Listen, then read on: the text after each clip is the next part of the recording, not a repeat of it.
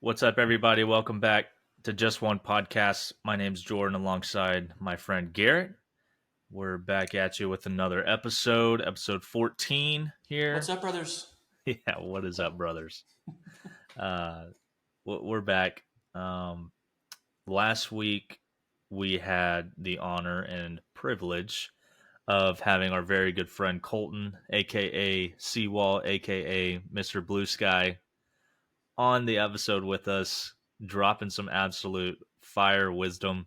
Uh, that was probably one of the best and most authentic conversations that we've ever had, and we talked about that afterwards, and it was so cool to have him on. You know, just we've been really good friends for a long time, we all three of us, and it was cool to have him on and just banter back and forth with each other. Yeah, he's a lot of fun, man. Just a good personality and kind of like a light to come on. He's a breath of fresh air. It's conversations like that are a breath of fresh air, I Yeah, should say. for sure. It was good. Go check it out. That was last week, titled Mr. Blue Sky. So go check that one out. We're really happy about that one. This week, uh, well, first, I do this every single time, man. I do this every time where I skip right over the good news of the week and we just roll right in, and then I have to backtrack. So Bro hates the good news. the good news cannot find me, apparently.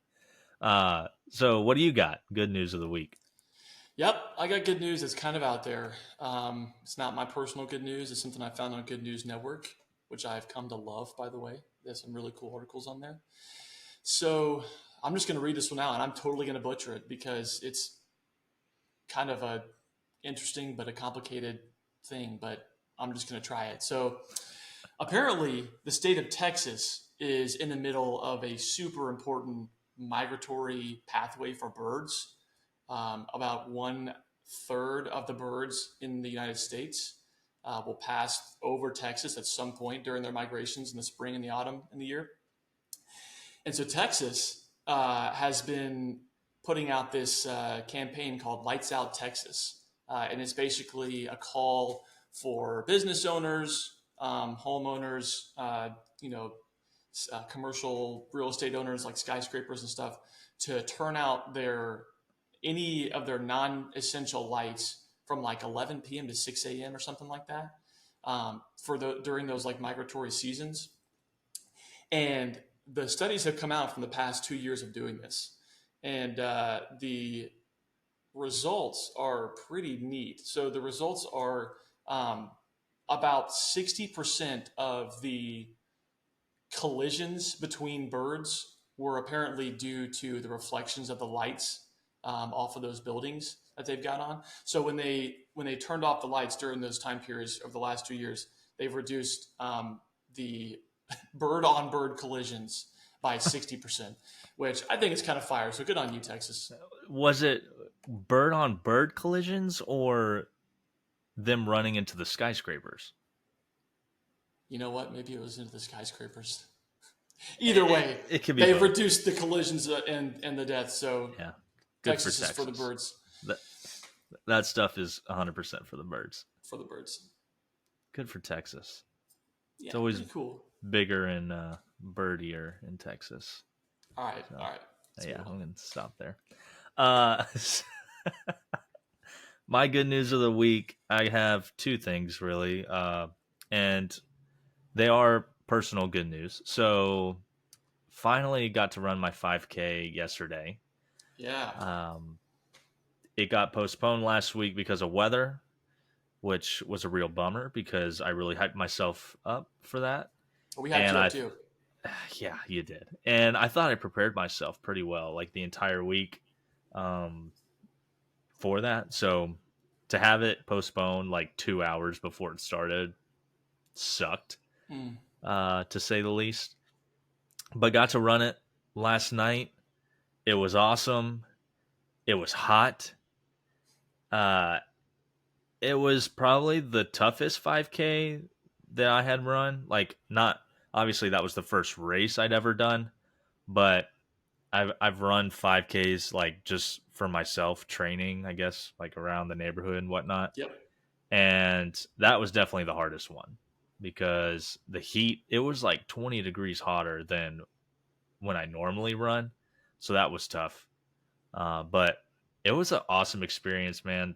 There was a rocket launch the same time as the race.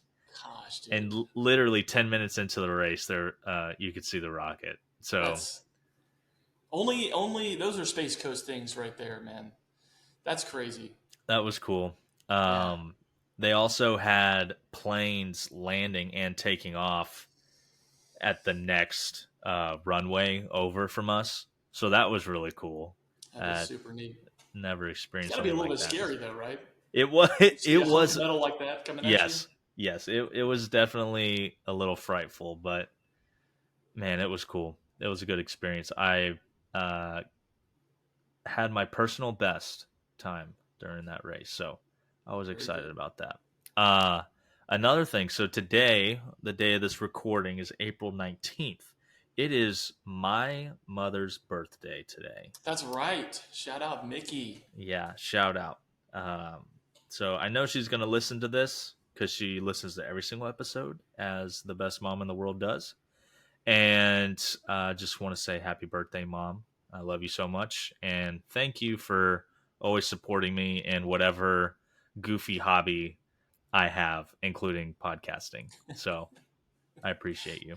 I'd also like to say happy birthday to Mickey, my second mom, and I love you as well. And I thank you for supporting me and your goofy son. There we go. So shout out, Mom. It's awesome. Okay, let's roll in. So this week we are talking about overcoming our past and how we can turn it around to use it for our future. Is that how we want to say that? I think that's how we want to say it. I mean, yeah, yeah, I think that's a good way to put it. Overcoming your past and using it for good in the future. Yeah, there we go. I like that. Yeah. So there are a lot of times and a lot of people who I feel like dwell a lot on, their past mistakes or events in their life that have happened, whether they be traumatic or emotional or physical. Um, and that can be extremely detrimental to your future, to your growth. Continuing to dwell on things of your past, feeling that feeling of regret of things that you've done in your past, and struggling to leave it in the past and move on. Um, why do you think it's so difficult for people to let go of their past selves, their mistakes that they've made in the past?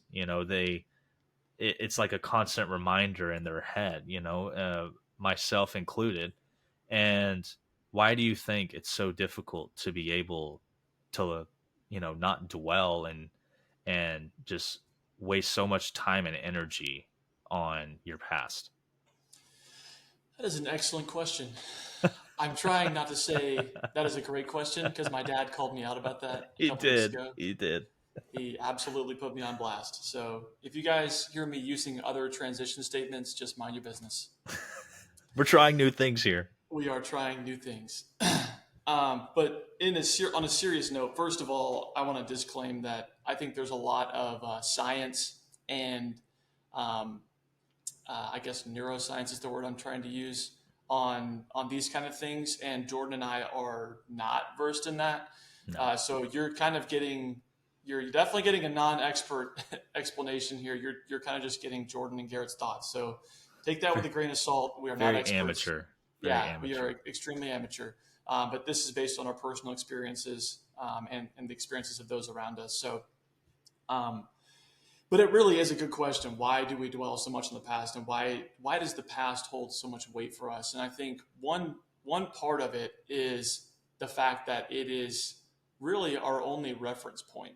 Like if you Mm, think about the things that you've gone through and the experiences that you've had, those are your only reference points when you face the same thing in the future, or even if you don't face it again, that's your only reference point. So, you know, I'm trying to think of an example like past relationships. You know, if you're in a dating relationship, your only reference point, as far as how you behave in a relationship, is how you behaved in past relationships. So if right. you had an issue in that past relationship, and this was, I speak from personal experience here, then it can bring a sort of a fear or anxiety, because your your thought is that you're prone to do it again. You're prone to make whatever mistake it was, or if it was something that was done to you, it's prone to happen again because that's your experience. You're shaped and molded by your experiences. That's our perception of life, is our experiences. So if that's something that I went through, that's how I'm going to view that, you know, area or segment of my life. And I think that that's part of the reason that it's so difficult to let go of that stuff, is because it is our frame of reference. I also think you hit it on the head. I think there's so much emotion attached to those things, and there's also a scientific aspect to that, too, in my opinion. From what I've read and understood, again, I could be so wrong, but I think I remember reading about the way that our brain processes traumatic experiences, and how it almost burns it into our memory, ingrains it, and is kind of like a negative reinforcement. It's like, okay, I don't want to do that again. Don't want to go through that again. So I'm not going to forget this, because Right. when I see the signs of that again, I'm out. I'm gone. Yeah. So there's almost a neurological, there is a neurological aspect to it, that kind of forces us to give it weight and magnitude, if that makes sense. Yeah. And those are So, just my take on it. yeah, I mean, I think, for me also, I do this a lot where I try so hard to not do something, like to not do one thing, or to not try and focus on something that may have happened in the past, that I can't look towards what I'm trying to achieve. I'm just kind of like, I'm looking at the thing that I don't want to do, or go back to, and I'm like backpedaling away Mm-hmm. from it while I'm Mm-hmm. still trying to move in the direction of, progress and something that I want to achieve, but I'm still fixated and turned towards the thing that I don't want to do. You know, that if I just turned around and ran towards the thing that I'm trying to achieve, then what's in the past is behind me and I'm not looking at that anymore, but I'm Mm-hmm. moving in the right direction. And I think there's a lot of people that do that, where they're trying to move in the right direction. They're trying to move towards the thing they want to achieve, but they're still so fixated on trying to avoid doing whatever it is, trying to avoid, um, you know, uh, like the example you're talking about of past relationships, trying to avoid that same situation again. Um, and they're so fixated on that. And, if we can just just turn around and like do that 180 spin and just strive towards what we want to achieve, then what's in the past will stay there. And that's a lot easier said than done, obviously. But I think it's because we have such an emotional attachment. Like you said, that's our point of reference. Mm-hmm. We have such an emotional attachment to whatever we cannot let go of in the past, that Yep. it's hard for us to let go of. Yeah, I and think. those are just a few reasons. I think there's a lot of other reasons that you could be dealing with this. So we're not all encompassing. I know for some reason, if you have, or for some people, if you haven't reconciled something from the past, it can stick with you just because you haven't Mm, faced it, or reconciled it, or come to terms with it, gotten closure or whatever. I like what you said about um, being able to not focus on it, and the fact that we do focus on it so much, focus on avoiding it, I should say, can distract us from the goal that we're trying to achieve. again, man, I hope the things I'm quoting are true because I have not done my research to confirm them. But I remember watching a video of a professor talking about like slope skiers, and when they teach you how to ski, man, I hope nobody that can ski is listening to this because I don't know if this is true or not. I'm just gonna go off what I heard. Okay, you guys fact check me at home. If it sounds good, nobody's going to say anything.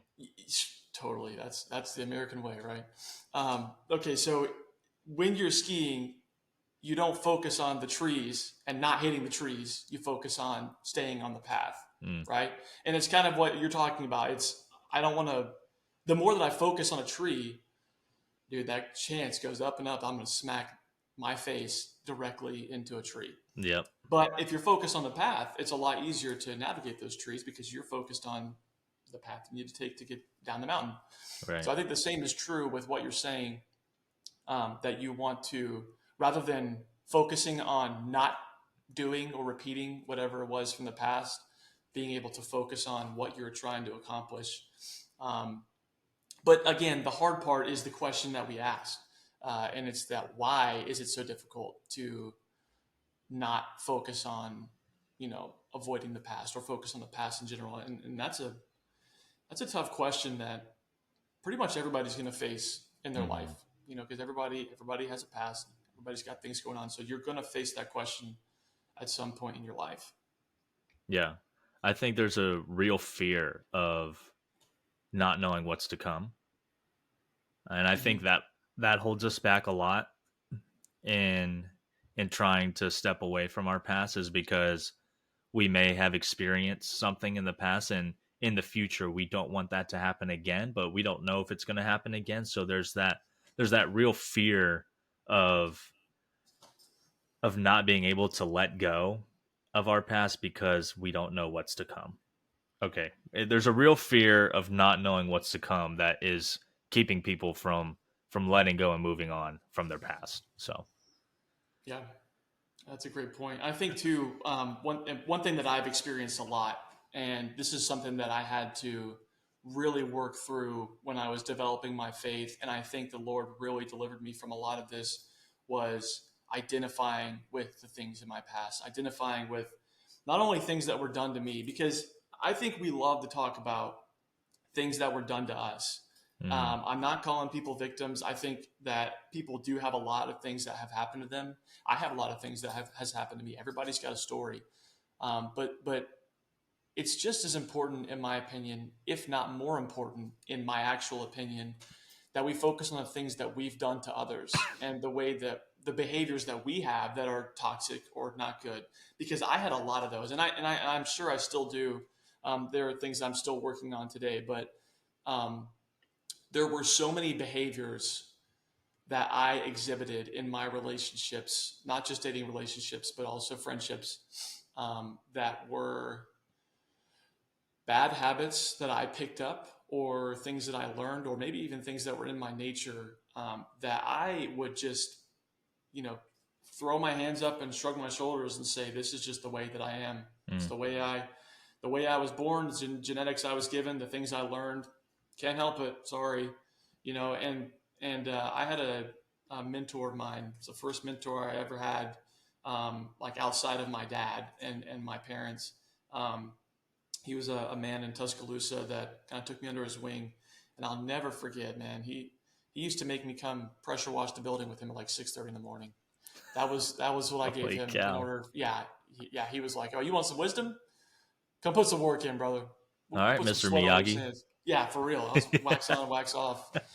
Uh, but it Karate worked, Kid over here. man. It worked. It was twofold. But the wisdom that he gave me was the sentence, "It's just the way that I am," is never a good enough excuse for anything, ever. It's never a good enough reason for anything. And I realized in that moment when he said it to me that I had been using that excuse for so many things. I had convinced myself that I would never get married. If that tells you how serious, of the point that I thought, these things were set in stone. This is the way that I am. This is the person that I am. Hmm. I'm a non-committal person. I'm manipulative and aggressive and all these kind of things that I labeled myself as and identified with because I just thought that's the way I was made, and I just wasn't made for relationships and marriage. And I'm sitting here married to arguably the best thing that's ever happened to me besides Jesus Christ himself. And we have a very healthy relationship right now. And I think that started with the Lord telling me that I needed to take responsibility for my past and face it instead of, just letting it linger and identifying with it and saying that there's no way I can change this, because there's always a way that you can change things. And now I'll get off my soapbox. No, that was awesome. That was great. I'm just take me to church. Let's go. uh, how did you? I kind of want to go off of that. So Yes, please. how did you like break out of that false identity of yourself? Telling yourself, it's just the way that I am. So what are you telling yourself now? Yeah.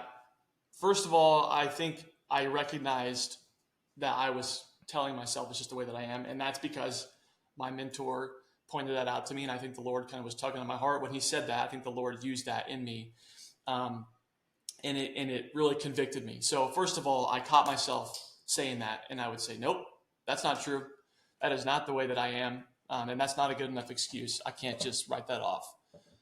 So that was the beginning of it, was just recognition. And then I think from there, I started to go into um, removal of those behaviors, trying to catch myself in those situations and saying, no, no, no, no, that's not how we're going to handle this. And if I did handle it that way, then recognizing it and apologizing to another person or to myself, whatever I did.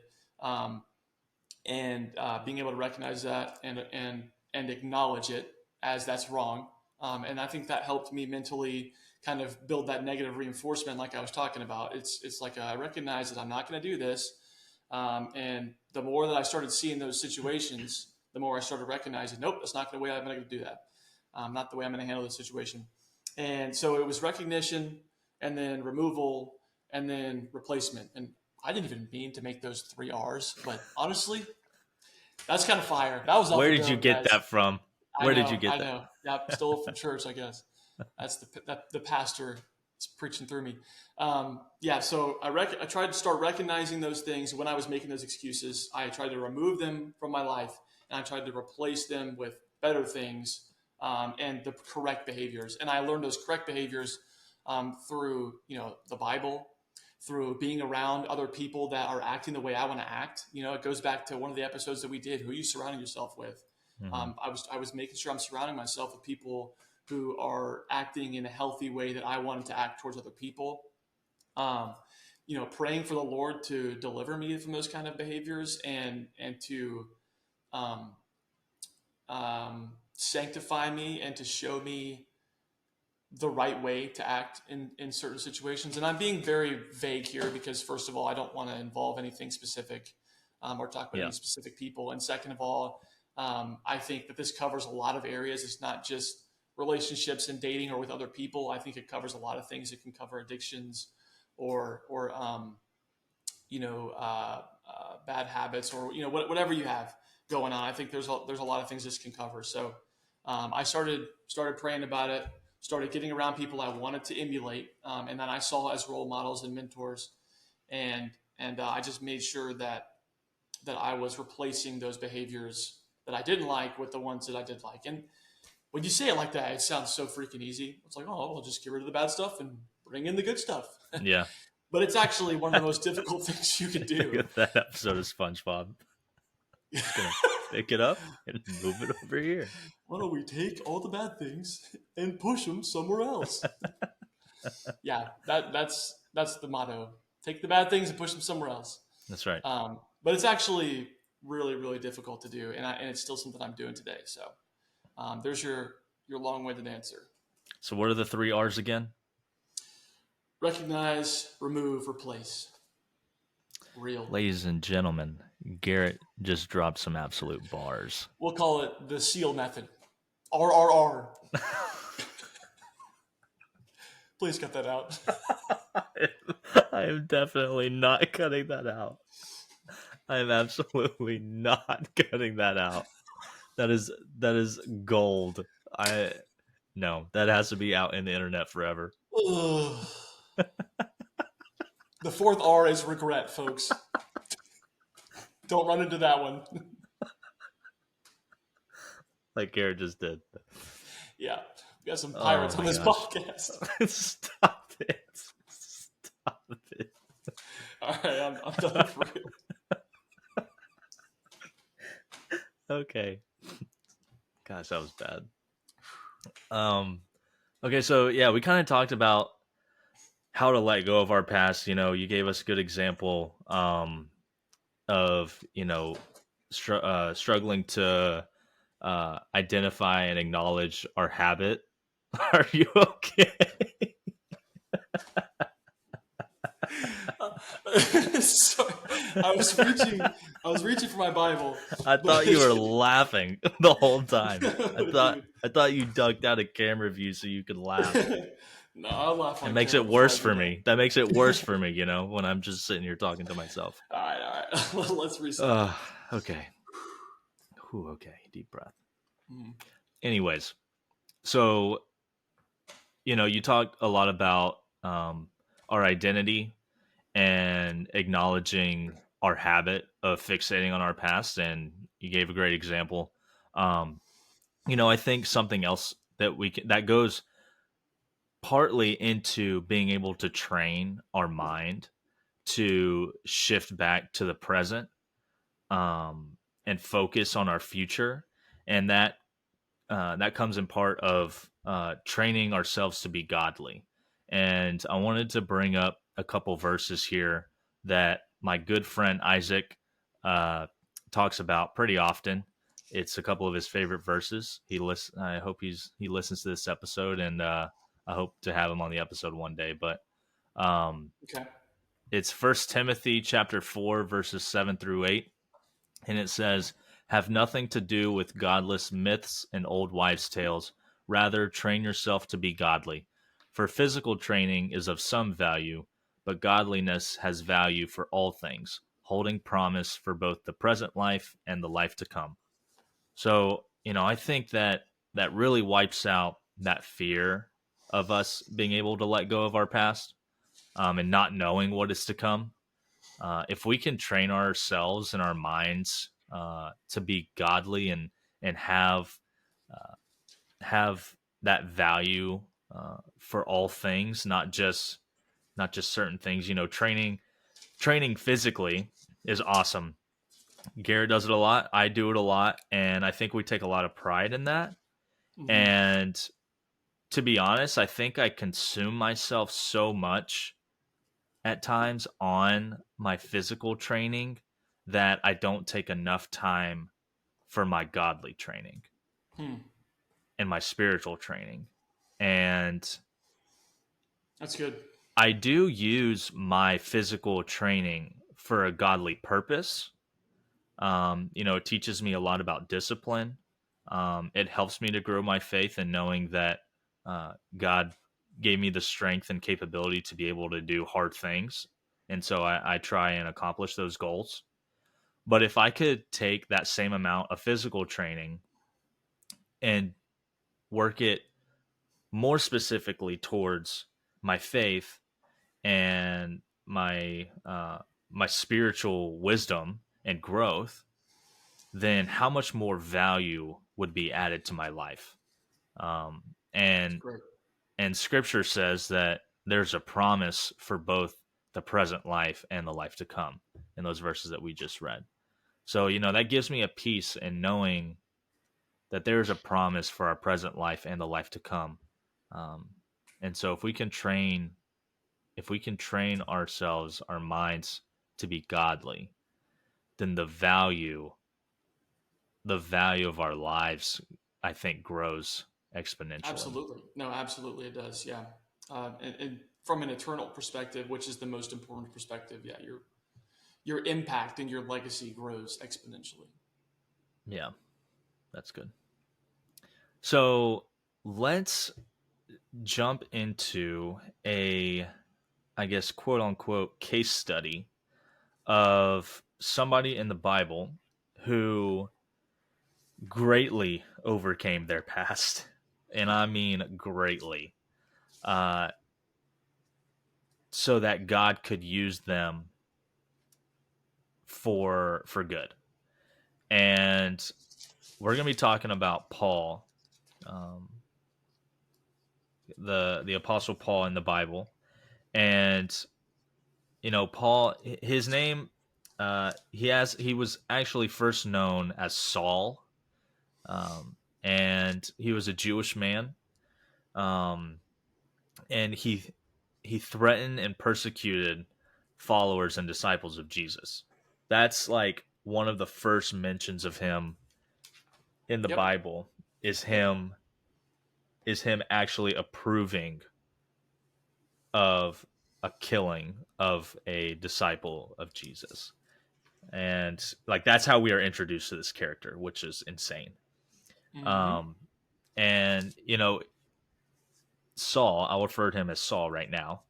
So Saul was feeling threatened by the spread of the Jesus movement, quote unquote, and just the spread of the good news of the gospel. He was feeling threatened by that, and uh, so he decided to travel to Damascus to find anybody who believed in Jesus' teaching, to persecute them and imprison them, and ultimately, um, you know more than likely execute them.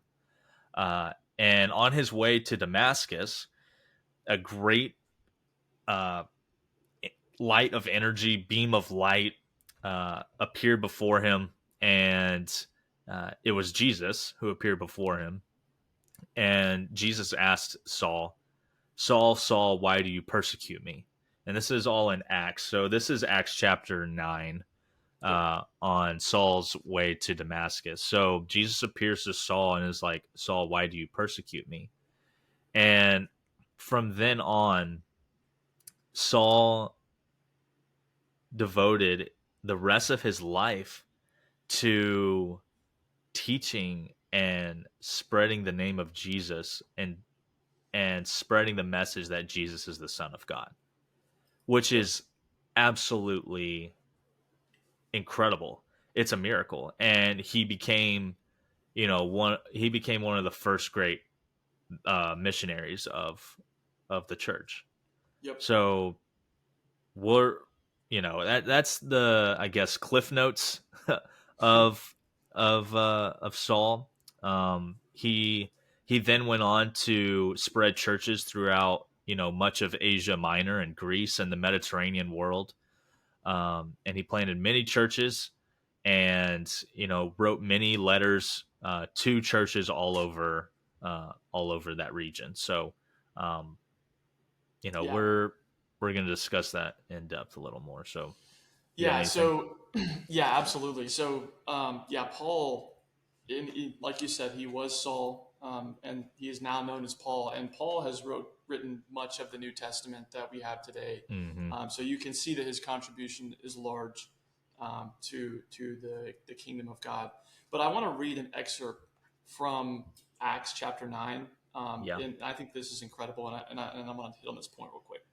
So, this section is verse 10 through 18, and it's called Saul's baptism.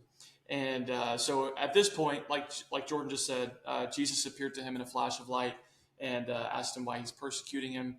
And after this flash of light, Saul was blinded for 3 days, and he did not eat or drink. So this is kind of where we're at right now. So verse 10 says, "There was a disciple in Damascus named Ananias, and the Lord said to him in a vision, 'Ananias.' And Ananias replied, 'Here I am, Lord.' The Lord said, 'Get up and go to the street called Straight.' The Lord said to him, 'To the house of Judas.'" Yeah, I don't make the rules. I don't make the names of the streets. "To the house of Judas, and ask for a man from Tarsus named Saul, since he is praying there. In a vision, he has seen a man named Ananias coming in and placing his hands on him so that he may regain his sight." Listen to Ananias' response here, because I would have had the same exact response. He says, Lord, Ananias answered, I have heard from many people about this man, how much harm he has done to your saints in Jerusalem. And he has the authority here from the chief priest to arrest all who call on your name. Listen to this verse right here, verse 15 and 16. But the Lord said to him, Go, for this man is my chosen instrument to take my name to Gentiles, kings, and Israelites. I will show him how much he must suffer for my name. So, verse 15 right there, I'm going to read it again. But the Lord said to him, Go, for this man is my chosen instrument to take my name to Gentiles, kings, and Israelites. We're talking about a guy who was directly persecuting people strictly for believing in Jesus and spreading Yeah. the gospel. And God, rather than, he technically did strike him down. He gave him a little flash of light and said, hey, I'm going to blind you for a minute. But rather than striking him dead and declaring him useless, he said, this is my chosen instrument to take my name to the Gentiles, kings, and Israelites. A chosen instrument by God himself. That's insane. The actual God. The creator of the universe is looking at this dude who is directly smiting him, directly rebuking him and his son, whom he just sent to die for all of our sins, by the way, including Saul. He sent Jesus to die for Saul's sins, and Saul repays him by persecuting people that believe in his name. And rather than punish him, and technically he does get a little bit of physical punishment down the road, but that's in the form of persecution himself because of the name that he professes, which is Jesus. Rather than smite him, smack him down dead, send him straight to hell, he says, this is actually my chosen instrument. This guy's going to write the majority of the New Testament for me. This guy's going to bring my name to many nations and perform baptisms and teach people wisdom. And he's going to be my chosen instrument. So to me, that says, dude, you could literally have done whatever it is in the past. It does not matter. There is a use for you. There's a purpose for you, and God has a plan and will use you, actually, not in spite of your past, but through your past, in my opinion. And not just my opinion, because it's shown right here. He will take what you've done in the past that is bad, and he will not just erase it. He will turn it 180 for good, for his kingdom, for your betterment. Saul also benefits from this. He becomes a better man spiritually, mentally. I imagine he does physically as well. He becomes a better person because of what this does for him. So it's not just to the glory of Jesus, which even if that was the case, that's more than enough. It's also for Saul/Paul's betterment. Yeah. That is probably the best case study you could ever look at for seeing someone overcome their past and use it for good. And yeah, I know Saul really didn't do anything. He didn't there was no Rocky montage of him hitting the gym or doing something crazy like that. But the Lord decided, hey, I'm gonna turn this guy around. He's my chosen instrument, and decided to use him for good. So that gives me such a hope that no matter the mistakes that I make, even if I make them today, there is still a purpose for me, not only in the kingdom of God, but on this earth. Yeah. That I can fulfill, despite and or through my past. Yeah. That's really good. There's so many people who say, there's no use for my life anymore. God can't use my life. The things that I did, it could never be forgiven. There's how or why would God want to use me? The person who did this, who did that. In Paul's case, the person who literally killed Jesus's disciples, and God still chose him. Yep. And he anointed him, a chosen person, to be able to proclaim and spread his name after everything that he had done. And if that is not a testament, like you said, to to somebody who doesn't think that they have any use, Yeah. or could never be forgiven, Yeah. then I don't know what else to tell you, I honestly. know. And it's, man, it's crazy. And it makes me, honestly, it makes me a little bit emotional just reading that story because that's just so profound and powerful. I realized I said I was going to read 10 through 18. I only read through 16. 17 and 18 are they're okay. Um, but I want to touch on something else here too, because Yeah. when you overcome your past, or when you work through your past, and it's turned around for good, this is exactly what's going to happen next, because this is the next passage in the Bible. This is verse 21 through 22. I'm going to read. So this happened right Hmm. after God's like, hey, this is my chosen instrument. So this is verse 21 and 22. All who heard him were astounded. This is talking about Paul, or I guess he's still Saul at this point, but he's preaching. He's preaching the gospel. So Yeah. God calls him. He gets baptized. He preaches the gospel in like 6 verses. That's how fast that happens, by the way, when God works. That's how fast that happens. So he's sitting here preaching. Verse 21. All who heard him were astounded and said, "Isn't this the man in Jerusalem who was causing havoc for those who called on his name and came here for the purpose of taking them as prisoners to the chief priests?" So verse 22, but Saul slash Paul grew stronger and kept confounding the Jews who lived in Damascus by proving that Jesus is the Messiah. So that verse 21 right there, as soon as he flips it around, as soon as he gets baptized, as soon as he starts preaching, naysayers, right there, Yep. boom. Yo, did I just catch you doing this? Yo, were you just out there Mm. doing that the other night at the club? Dude, Yo, how were you many just doing times that? how many Yeah, times does that happen? it In happens. current Yeah, world. dude, it happens almost every time, man. And it's happened to me. And Hmm. if you are in the process of working on overcoming your past, or if you have a moment like this where God just transforms you, and I pray that you do, this is going to happen. Not just from the enemy, from Satan, who he will come after you, but from people who know your past. You're going to get reminded of that. And yeah, didn't I just see you doing this with that girl the other day or whatever? So um, that is something to be aware of, and to watch out for, to kind of be mindful of when you're going through that. Um, and verse 22, I think, is encouraging. The first 4 words, but Saul grew stronger. Mm. But Saul grew stronger. Yeah, dude, I saw you doing this, and bro, I remember when you were persecuting those Christians, but Saul grew stronger. Yeah. That's it, dude. You keep on keeping on. You keep on getting better, no matter what people are saying to you or about you and about your past, because that's gonna happen. People know about Haters your gonna past. hate. Haters, dude, couldn't have said it better myself. Haters gonna Haters hate. gonna hate. Haters gonna hate, dude. So And just keep that in mind. how can you hate against the transformation of somebody through Jesus? That's right. Yeah. People will Well, do it. if you can hate on that, then you can hate on anything. So uh, True.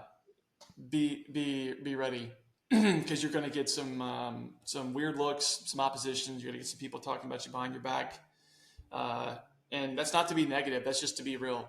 Like, just to That be is real. realistic. You're going to deal with that stuff. So be prepared for that. Don't let it discourage you.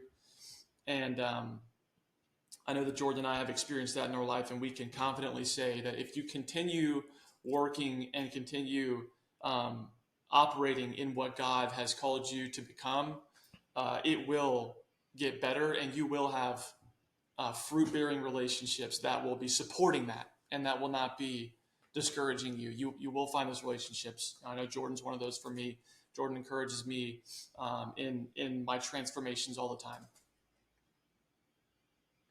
Well, thank you for saying that. Well, you're welcome. uh, but no, I mean that is a real feeling though. When those naysayers start, reminding you of the things that you've done in your past, and then you start to question yourself. You're like, am I still that same old person? Am I still that same old person before I met Jesus? No, you are not. Yeah, that's you good. are you are absolutely not that same person. um Whenever you accept Jesus into your life, you are shedding off a version of yourself that you don't recognize anymore, and that That is not your identity anymore. That is not who you are. You're a child of God, and that is the enemy trying to confuse you that you have not been made new. Mm-hmm. Um, Yep, so that's good. just be reminded of that. I want to talk about Paul's um, I guess persona of himself after meeting Jesus. So uh, in Paul's letters to these churches across Asia Minor, Greece, he would start out his letters by calling himself an appointed man of Christ. Can you imagine persecuting and killing disciples of Jesus, having your life being transformed and renewed, and then saying, "I am an appointed man of Christ, and I have a plan to spread His word and His gospel, and I'm going to tell you the good news, and here it is." Um, Yep. what a transformation, what an absolute renewal and 180 of this man. And Mm-hmm. if God can transform and renew Paul's life and use his past to better his kingdom and himself, then why can't he do it for you? And he can do it for you. So Yep. and and I want to point out that it's we don't completely forget that who we are, because we use it as our testimony against the Yep. enemy. We use it as our testimony for Jesus and for the transformation and renewal that has occurred in our lives. Even Paul did not forget his old way of life. Not It's just mentioned in the Bible. yeah, not just through the naysayers and the haters and the people who would say, "Hey, aren't you that guy?" Like you said, he would actually acknowledge it himself, even in his letters. And an example of Mm-hmm. that is in Galatians. So Paul's writing to the church of Galatia here in a letter, and in Galatians 1, verse 13, Paul actually acknowledges his old way of life. Um, I want to pull that up real quick. Yeah, let me So, find that. Galatians 1, verse 13, it says, so he's speaking to the church of Galatia here. It says, "For you have heard of my previous way of life in Judaism, how intensely I persecuted the church of God and tried to destroy it. I was advancing in Judaism beyond many of my own age among my people and was extremely zealous for the traditions of my fathers. But when God, who set me apart from my mother's womb and called me by his grace, was pleased to reveal his Son in me so that I might preach him among the Gentiles, my immediate response was not to consult any human being. I did not go up to Jerusalem to see those who were apostles before I was, but I went into Arabia. Later, I returned to Damascus." And then he goes on to talk about his story and how he spread the good news of Christ. But it's okay to not forget our old way of life, like Paul did. He acknowledges his old way of life and he uses it as his testimony. Um, but he didn't dwell on it. He did not dwell on it and say, I'm still that same person. I still feel, um, I still feel like, uh, yeah, obviously he felt regret, um, but he was not dwelling on his old way of life. Jesus had called him to a higher purpose, and Jesus has called us to a higher purpose, much higher than our past that we continue to dwell and and throw regret at. Um, Yep. so, It's really good. you got anything else? No, man. This I just get fired up about this story. I mean, seriously, It's so cool. it is so cool, man. It is so cool. Just it's such a, like I said before, such a great reminder that there is no story too bruised and broken to be used, Mm, and that goes for everybody. yeah, that's good. Do we have an application for our listeners, viewers? Yeah, we really got to start coming up with that ahead of time, don't I we? know we're not good at that. Now, Jordan and I have got to be better planners. We have slacked, and when I say we, I mean I. No. Jordan has carried us in the planning department, so we will do better for you guys because we should do better. Application.